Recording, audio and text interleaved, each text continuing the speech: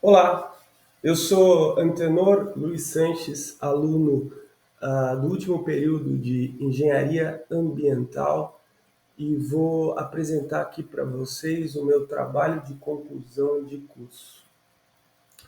Esse trabalho tem como base o livro Quarto de Despejo Diário de uma Favelada, de Carolina Maria de Jesus. Bom, pretende-se, com esse trabalho, o quê? Levar as experiências vividas pela autora nos anos em que ela foi moradora da favela do Canindé, a primeira grande favela da cidade de São Paulo, que hoje já não existe mais. No lugar dessa favela, hoje existe a Marginal Tietê. Bom, Carolina viveu lá na década de 50 e traz nos seus livros a sua luta constante contra a fome, contra os problemas ambientais de todo o tipo, falta de saneamento básico, falta de água, falta de luz, uma divisão de terras que não era respeitada, enfim, todos os problemas que uma sociedade, que uma população, que uma comunidade carente vive ainda hoje nos grandes centros urbanos. Isso na década de 50, que existe até hoje. Bom, o nome do trabalho é o livro Quarto de Despejo Diário de uma Favelada, de Carolina Maria de Jesus, como instrumento de conscientização e educação ambiental. Não preciso falar que ainda nós não temos conscientização dos problemas ambientais e da nossa responsabilidade, seja com a nossa geração, seja com a geração futura.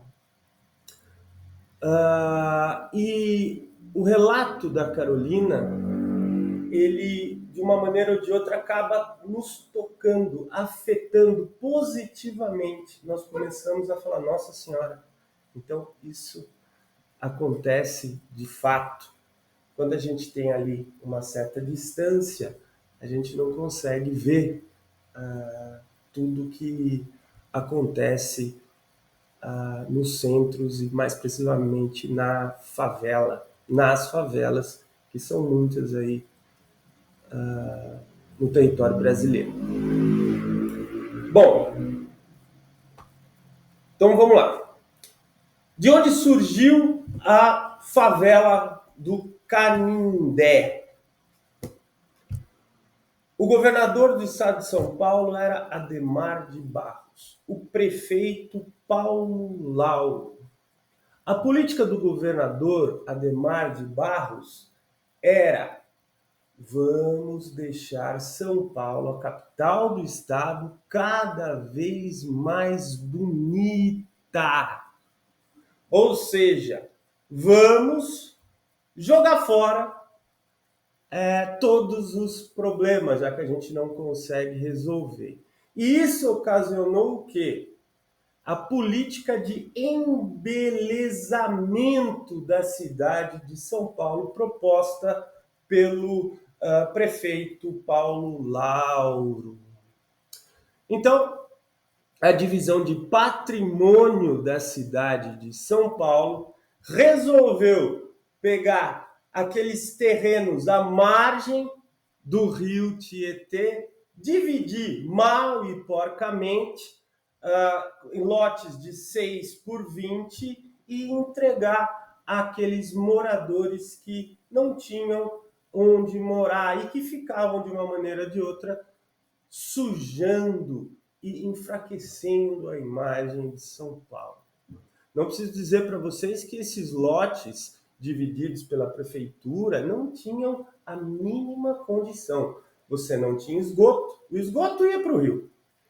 Não tinha água, não tinha energia elétrica. A energia elétrica, segundo os relatos da própria Carolina, era dividida por morador. Então você tinha lá um ponto que acessava vários e vários moradores. E se não bastasse isso, a partir do momento que o morador tivesse direito àqueles lotes de 6 por 20, ele mesmo sublocava, vendia partes, transformando cada um daqueles lotes em um condomíniozinho ali. Era para sustentar uma família, sustentaria 10, 20, enfim, quanto coubesse. Bom, dessa forma, a favela se iniciou, a comunidade se iniciou. Carolina mesmo, ela vai morar na favela depois de ser despejada. Ela morava embaixo de uma casa de família, trabalhava como doméstica nessa casa de família, mas acontece que essa política de embelezamento da cidade de São Paulo trouxe para várias ruas o escoamento das águas pluviais, né? E aquela parte de baixo, que era a parte do porão, onde as empregadas domésticas dormiam, e obviamente quando chovia tinha que sair correndo, mas agora aquele porão dava para fazer alguma coisa, fazer um apartamento, já não caía mais água. A água pluvial já se escoava naturalmente depois dessas obras. E, evidentemente, a dona da casa mandava embora. Então falou, olha, a senhora vai arrumar um lugar para a senhora morar, se quiser trabalhar, continue, mas enfim. Carolina não tinha mais onde morar, estava grávida do seu segundo filho, teve 3 filhos, né, sem nenhum marido para ajudar, e ela vai morar então na favela do Canindé. Vai morar como agregada de uma outra família, pagava lá para essa família, muitas vezes a família roubava ela, e ela conheceu então a favela e começou a morar ali.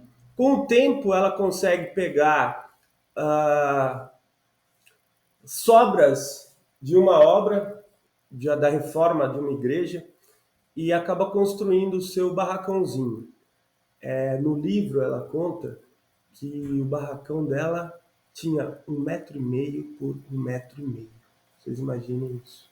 Uma mulher, mãe de 3 filhos, vivendo num barracãozinho de 1,5 m por 1,5 m, sem água, sem esgoto, sem energia elétrica, com aquela ideia de ponto, né? Então, vejam que essa não é uma vida muito fácil. E dessa forma, contando um pouco da história aí, a gente vai percebendo a falta de conscientização da sociedade, principalmente dos políticos, né? Na pessoa aí do Adhemar de Barros, governador do estado de São Paulo, e do Paulo Lauro, prefeito da cidade de São Paulo, os grandes causadores e maiores incentivadores da favela do Canindé. É bom que se diga que já no começo da década de 60, esse erro eles pegam e acabam com a favela do Canindé e dão origem ali à Marginal Tietê, que muitos de nós passamos aí constantemente, todo dia. As margens do Tietê, a Marginal Tietê, anteriormente era a favela onde Carolina Maria de Jesus morou com seus filhos.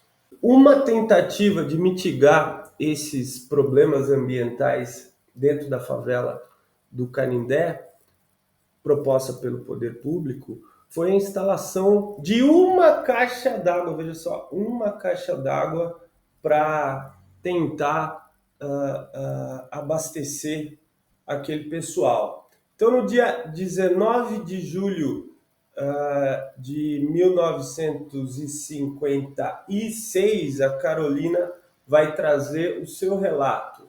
Despertei às 7 horas com a conversa dos meus filhos. Deixei o leito, fui buscar água. As mulheres já estavam na torneira, as latas em fila. Chegou a minha vez. Pus minha lata para encher. A água começou a diminuir na torneira. Começaram a falar da Rosa, que ela carregava água desde as 4 horas da madrugada, que ela lavava toda a roupa em casa e por isso a água não dava para todo mundo. Bom, nesse ponto eu gostaria de focar um pouco sobre o direito à saúde. Mas como falar em direito à saúde quando a gente tem uma população que vive em condições tão precárias como essa exposta pela Carolina Maria de Jesus? O direito à saúde está lá, garantido na Constituição Federal.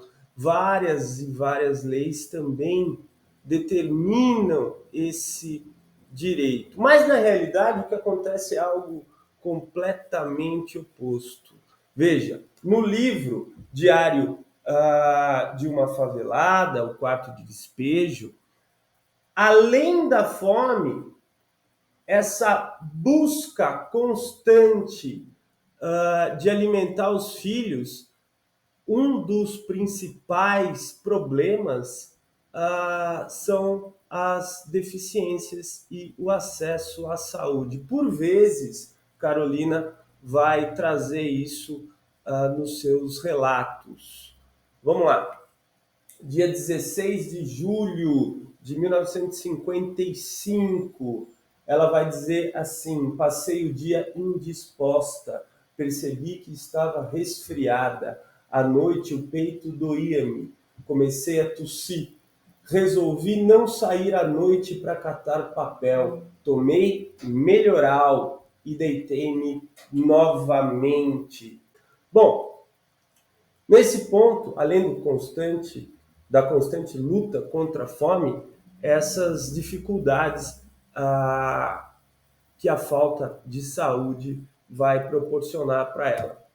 Algo interessante também nesse relato é que ela diz que ganhou no dia 13 cruzeiros. Bom, como é que a gente faz a conta? Em outro relato, ela diz que o filho dela comprou uma garrafa de água mineral e pagou 2 cruzeiros. Ela fica brava, porque ela diz como é que um pobre tem esses luxos de comprar água mineral. Mas se o preço de uma água mineral é 2 cruzeiros, a gente imagina que 13 cruzeiros é o total que ela consegue fazer durante o dia. Ela consegue ali comprar 6 garrafas e meia de água. É muito pouco uma pessoa conseguir viver e sustentar seus 3 filhos. Enfim, para finalizar, por todo o exposto no relato diário de uma favelada de Carolina Maria de Jesus, nos é revelado as consequências da falta da educação ambiental e principalmente da conscientização ambiental, né? E essas consequências são a perda da qualidade de vida das sociedades, a elevação do registro de várias doenças. Assim, o convite à leitura do livro Quarto de Despejo, além, é claro, do natural repertório artístico, cultural que você adquire com essa leitura, esse livro é capaz de fornecer para o leitor essa empatia, de olhar para as comunidades mais vulneráveis e conseguir entender que os problemas que eles vivem, muitas vezes, são consequências da nossa desorganização e do nosso descaso com as questões ambientais.